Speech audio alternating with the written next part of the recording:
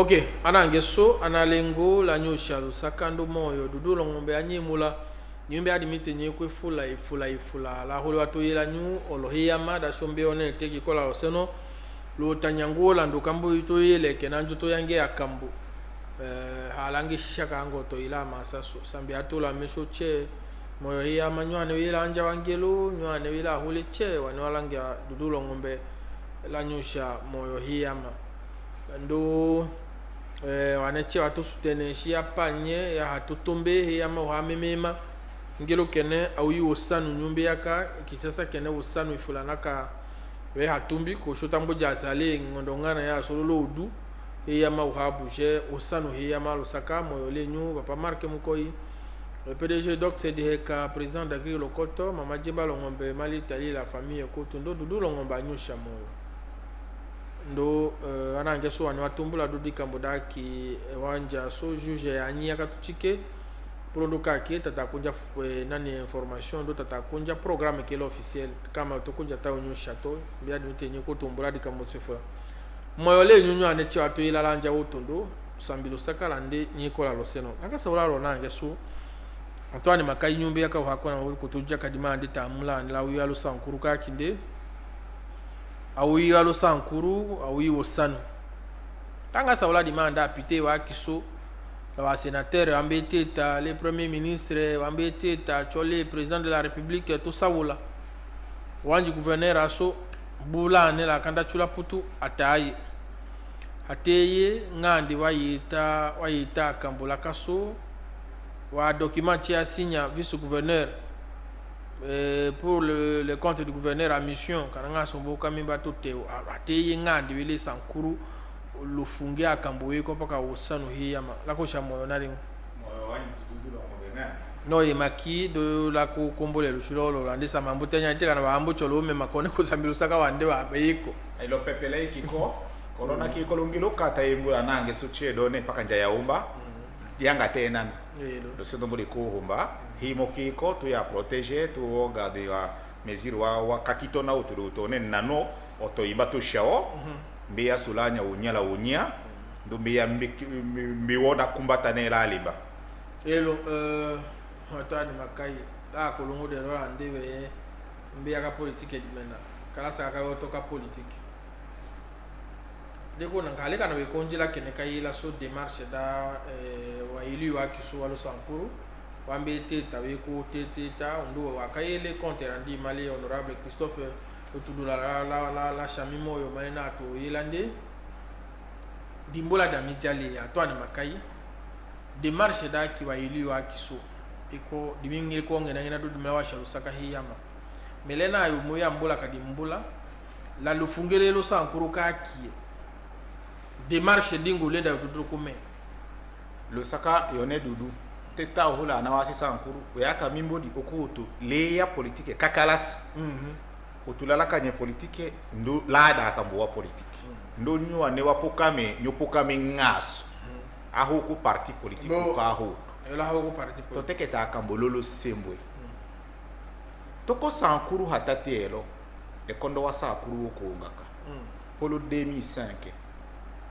kene che écrit la solo sankuru ka déplorer so kanga makiata akambo 64 62 63 tambo yo kanaka raconte wa 75 wale nyamba ana wa sankuru wako kana lama wotombia talo no 9 2000 atwa Kenya one o do kanelo de ko do tengelo kalo Kenya ko ngelo ka kalongola ngena ngenda lo temoto itaka chulo to samba iwanji wangilo wakato kateka wama atu wakasene otulonango tokola mai élection 2005 tatela ma waki ko le référendum wane vote nyo vote oui wane vote nyo vote non ka constitution matate anoya ambokuma la lubefu ko nimbila nango wasi lubefu ambokuma lolongo ko nimbita nango walolongo la so katate data nini la nju yanga kosaka kaula la Kishasa mbaka yoka ko mone baka kaula loi sociologie yaso loi base wa responsable numéro 1 kwa kene keso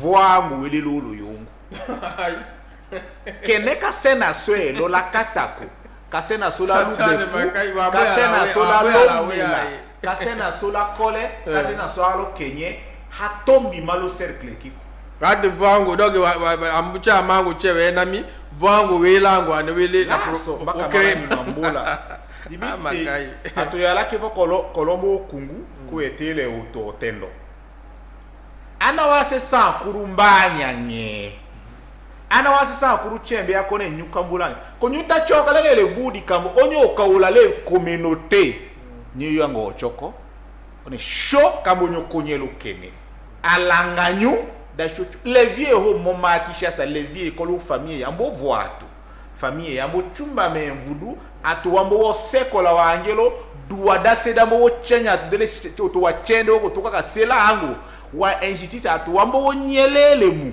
wa sombale wa chef kutumie nyambo wa chef kutumie wambo hoto la pouvoir lote wa militaire ka parti l'administration lena hoto ka lo funguso konja akoto le bula diplôme d'état ka ya chef de service ko licencié agent simple buwa kamboaso wa utera awo bu andeyoro ko habite voce me wa utere ko pagalolo yoko di débit à la fête nakata yenda kambo akona wa kila agent dawo di kamboda tondo dato di hole tabimbo l'aéroport désenclavement tout didi longombe ahadi moto akina beta kalane hate yakada aéroport alo jawo ya financer deux fois hanyo to kumbola enquête on est balaka tondo to kango wanja angelo ko l'archive boyo financer kengo to financer ka e bakato est-ce que falanga ya kwamba ukomaka wayo tawate tayo ja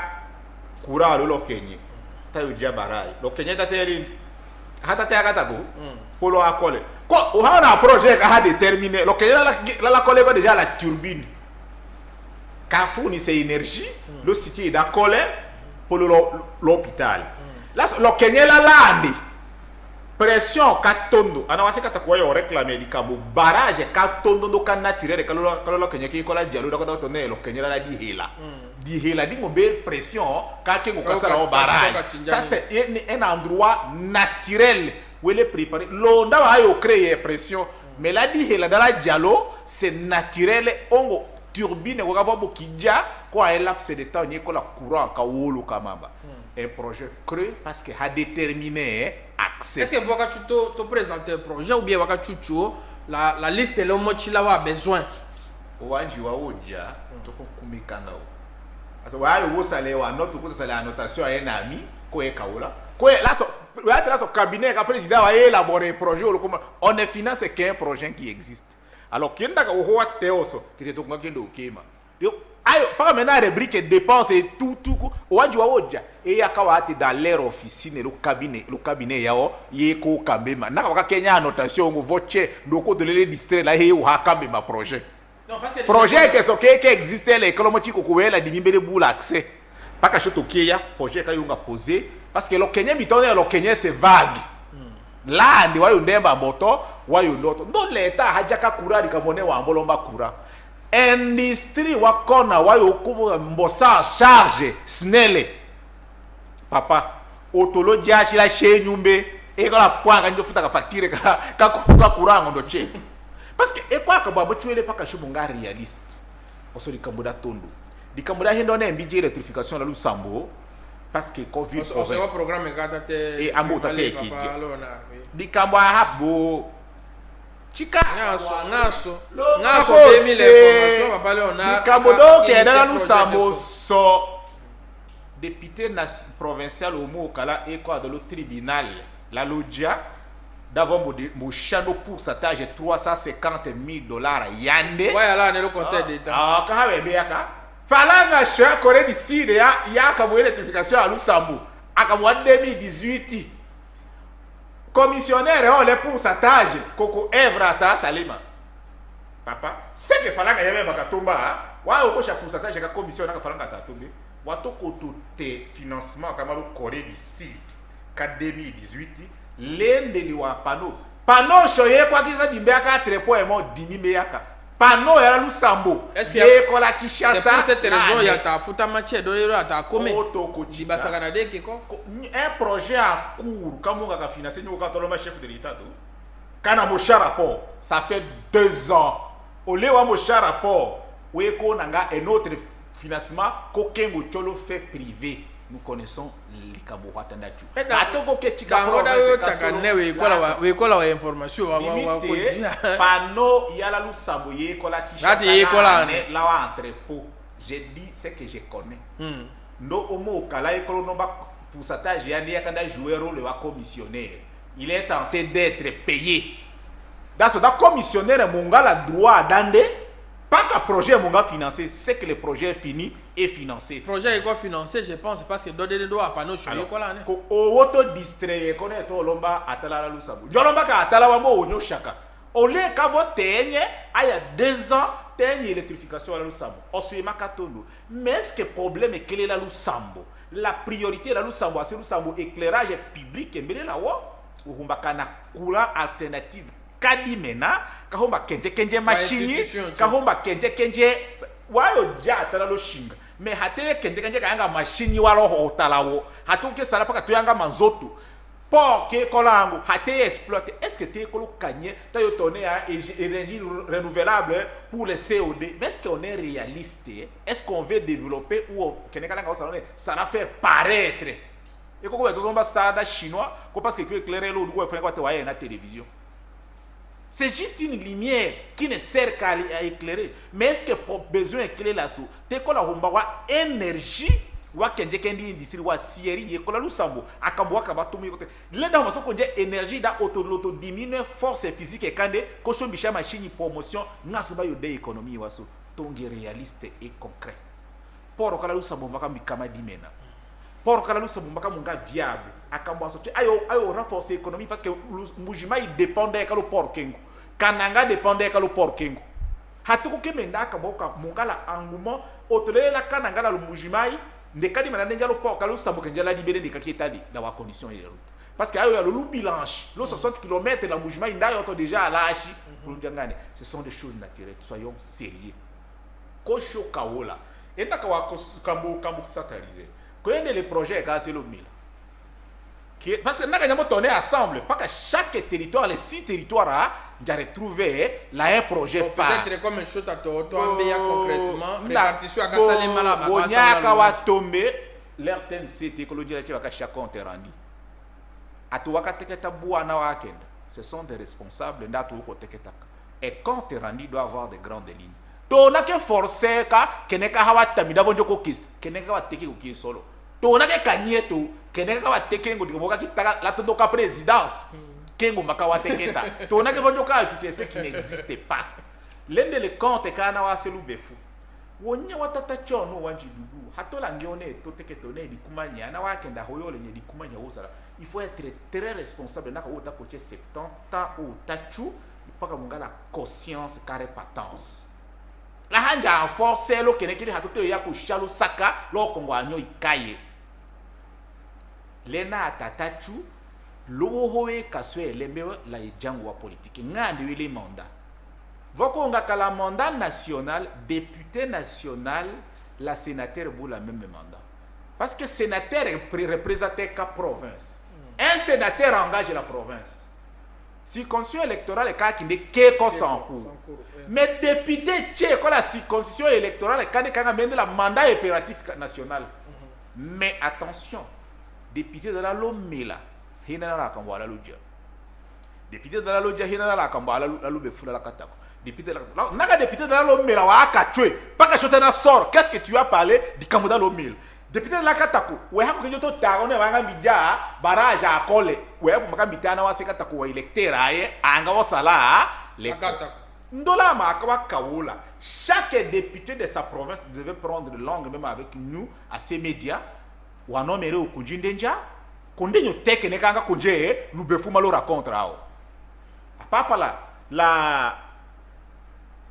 atoakina kana Charles député Charles Longonia connaît chola wataka tu ana wasekata kuchuma ya tanyembe von honorable André Tam apa Lambert la kina omala lo kenye pa jipe lomba kwa kina connaît ana waselo kenye uchuma ya tanyembe von la wanji là Congo honorable Moïse Haleyo tout le remplacer la Lomela Congo mbeta kombeta la Kole kombeta la Lusamoville de la Lusambo territoire nga sombeli ndoko député ka engager discours si une province ha koke ha salema s'il fallait engager une province de chana pas honorable Moïse Ekanga kan honorable Chokitono un sénateur seul engage la province député a engagé la province paka beya chikitanye kate la fumba engoka hende eko pouvoir législatif.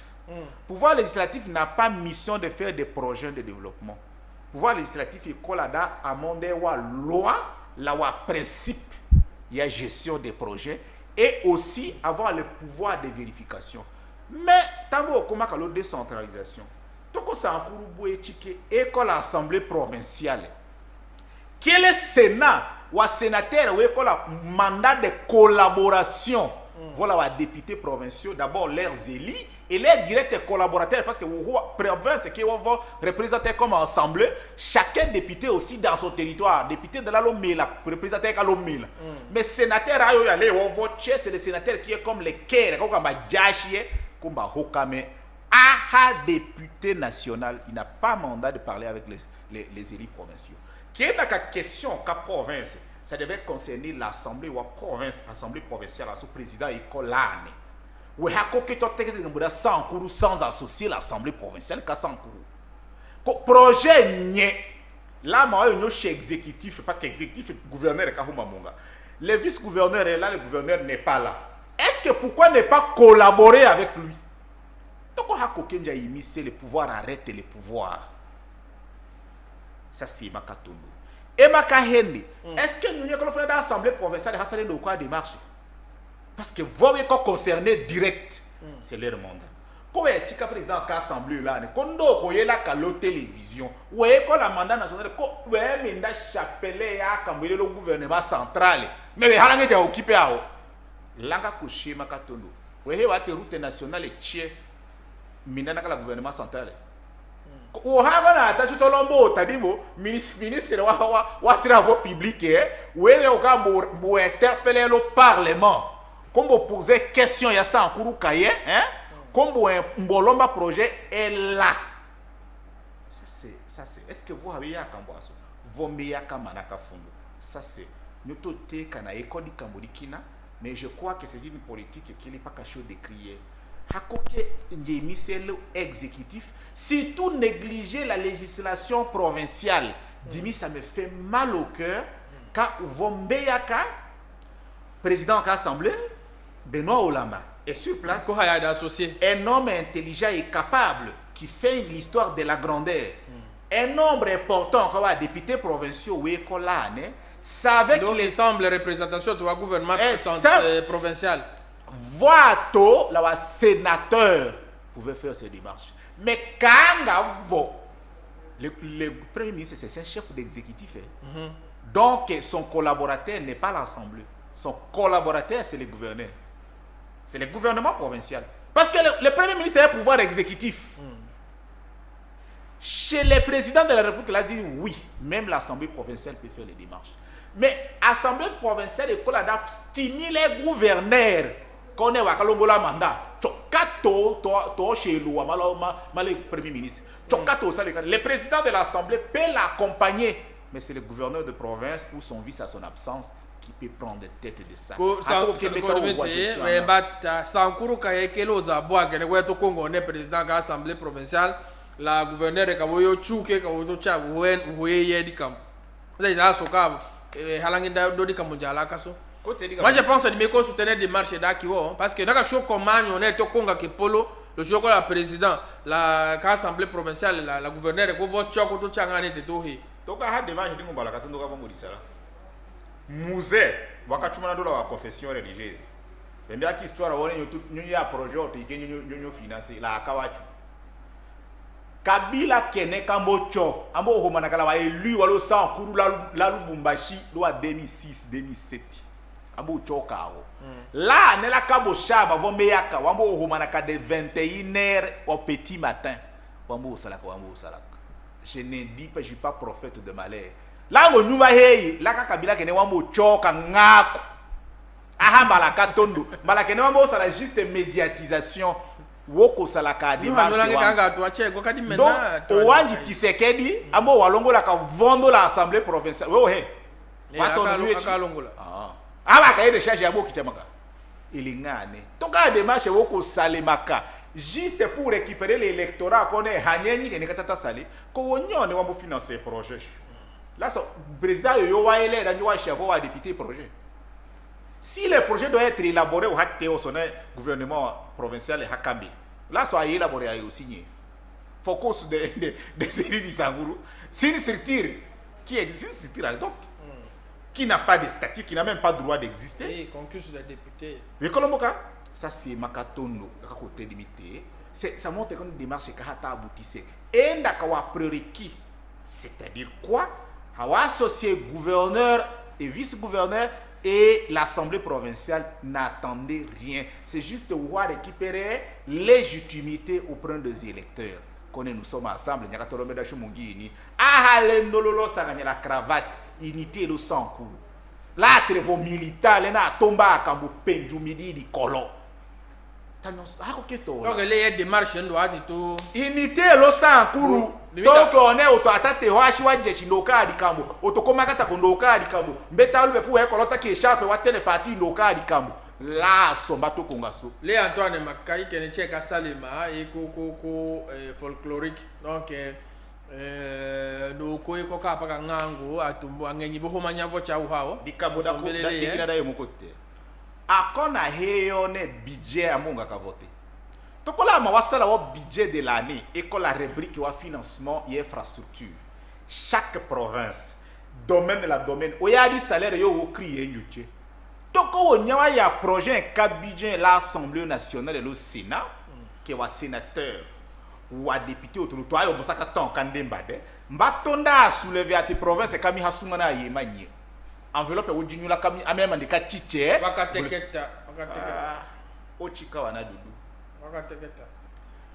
Ko élaborer ko vota sa di débat engo ka heli vombe ya ka voati projet ka budget ta teka ngondo ka sama lo ngondo ki sambi ngondo ki nani wonya wa teke tamayo so mata te wi élaborer budget. C'est le moment que les acteurs politiques est influencé qui projet kande ko toto to l'élaboration wanji dudu hello hola wa députés nationaux ta connaît Antoine Makayimbo Sakalang he wonya wa nyucholo commission hein. Data influencé, on est Shonangaka et Makaheli. Tanga créé le Mumba ville, c'est une bonne chose. Décret de 2013 d'Ingodaki Adolphe Mouzito. Toka Hassan Koutou, Makanda, le Mumba ville, Makana créé. Plus de 100 villes. L'étendue de la République. Le problème n'est pas bloqué au Sankourou. Tokondo di belle ville, le créé d'accord. Tokondo tubembele ville le décret d'accord tokondo lo jambe dans la so dissocié parce que réclamation à l'umba ville ha ko kinjoto lo liste loko ko tokola so démarche a échoué qu'avant dikamoyo tonga la décret spécial ndekolo décret global national ko l'état congolais est incapable d'exécuter ces décrets qui étaient chapelés de bonnes intentions quand Adolphe Mouzito a quitté le pouvoir. Sans que le problème est bloqué, le Samona Kaka Konje Kaka vont réaliser parce que quand chef lié il y a province. Normalement, il faut une ville. Là, à côté du Kamuda Hindi, école d'activité décentralisée, donc autonomie de gestion et de finances. Là, l'oué Monyama, Mengayon Joya he compté dama.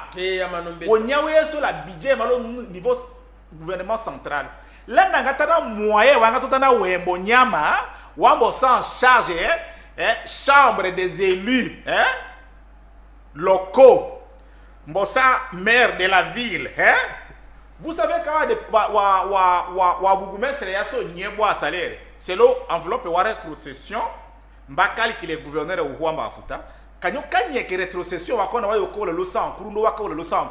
pour attendre maire et Kalalou Karakala. Ouais, commander la chef yoko ngakala mo yakuti moya la problème elle est très sérieux. Toto décourager qui un problème au lieu de résoudre le problème. Toto décourager qui Antoine Makai hato ko ke te ko la université Lumumba, polo lo Moscou. Te ko la quartier Lumumba. Te ouais ko la le monde est en fondation ou fonds pour Lumumba, pour le nom de Lumumba. Quand il n'y a pas un fonds, te ko la fondation musée a un fonds non? Mais au lieu que le président de la République pour négocier de bonnes choses au nom de Lumumba Teko na kana créé on est fondation Keme Munga Kong info Kong kana ka bourse d'études malo fond ke mo nyota na wa moyen wa financer l'année de le combo la Lumumba ville sans fondation ailleurs où trouver les moyens où trouver moyen papa honorable chez papa Léonard Akasali wa démarche chez Akinde wa partenaire yé ko yala ngato kimani so bake informer akamwa partenaire ngwa wosa ka wayengie wasonje la ne luzando kunyotoka hosa nkuru on est monsieur Antoine Makai gouverneur Kasolindi okono c'est ça en cours kambole loko taso kambola moshi 10 000 a mbola parce que déjà parce que onyoso awi asotia ata salima wasa ata exécutif bu lende lo wanja aso peut-être auto ya la kongo ako mbija ye ma shako di ko awi asotia imi la ko ke on est école pour mais dimi la melin halo sawda la ndé personnellement hande écouter juste les ndé parce que dimi halangu mutakashi mais dimi biara dit pour gouverneur Boula Kinshasa ndo boulot province depuis le province depuis ngondo di komila hende malakisha depuis ngondo ka tondolo komé. Là, ça va se checker quand on a bon, mais vice est espérons. Moi, je crois que là, il y a un problème. Parce que le système électoral provincial, quand il sont, les vices et coco wagon remorqué. En réalité, il y a voté comme vice-gouverneur. C'est le gouverneur qui a été retourné au Congo. Donc, naka gouverneur bout, il y a illégitimité du pouvoir. Parce que c'est lui à qui on a donné les pouvoirs. Nous avons par expérience si le vice-gouverneur est condamné à embêter. Donc, on a préoccupé à Teketani. Parce que on a voté Mukumadi. Et dans toutes nos provinces. Là, la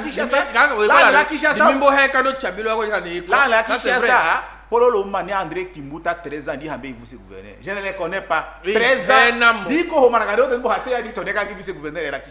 Les vice-gouverneurs sont des wagons remorqués par la tête des trains. Par notre système électoral.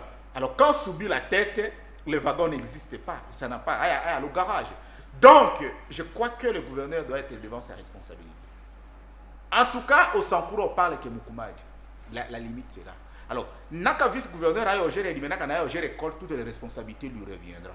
Je crois que Wonyama Teketa Soso naka la putumbende, dimile kola asika mina anewe ou macho, ndato work ni. Paka chez son confinement ni atu konja. En famille, oui, colombeta, avis humanitaire, oui, colombeta. Gouvernement écolomission militaire mushila. Gouvernement kaso ambo auto. La kalongola to andela anelo bingule. Gouvernement kaso ambo auto makanda. Dimita ke informer militaire mushila dimite la kalongola to andela anelo bingule chone ndécolomission ekonjai. Dimi oko to les administration mission tché wa l'état. Surtout pour quelqu'un qui a une mission à part pour la formation halikana kayemo. Surtout à l'extérieur du pays. À part autre là pour une formation mission tché quoi une semaine, 2 semaines à la limite 15 jours. Donc, les 4 mois, parce que le confinement, le 20 mars, n'oublions pas ça.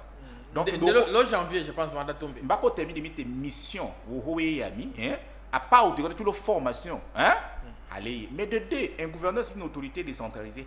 Qui l'envoie à mission? Le ministre de l'Intérieur. Le ministre de l'Intérieur n'a pas pouvoir d'injonction. Il a pouvoir de contrôle. Bon. Alors, donc moi, le débat sort. Ce que je peux demander au gouverneur, c'est de rentrer dans sa responsabilité parce que l'Union, la population vit dans l'angoisse. Le Saka Hiyama, on a le Saka Antoine Makai. Ah oui, ah, on se va dire pour Banyala, honorable député, qui a peut-être une date à comprendre des marches d'Akiwa. Osaka les nous, Osaka les ingénieurs fia, on est là quand tu qui manie chelo, nous en étions autoidi, nous l'on va nous chamo, moi hier mandolo Osaka nous che, nous en douze pas qu'un à l'eau sans courroux, le chilokina, le bingulaï, je pense que au Kodja, toi qui n'a pas été mal à chose à chose à la à soit le sans courroux. N'a qu'à l'école où m'a bétalé l'émission, où est le numéro, une journée à l'école, à la Kinshasa, où est télé, quand on m'a pour tout école intervention, moi charangue sala. Wete le numéro njo kana kwa dika modi mo chi remarque kana ngo chenyu teleta unu konja lusaka yama aya lubengolo yo lusaka fula seigneur fia li lusaka fu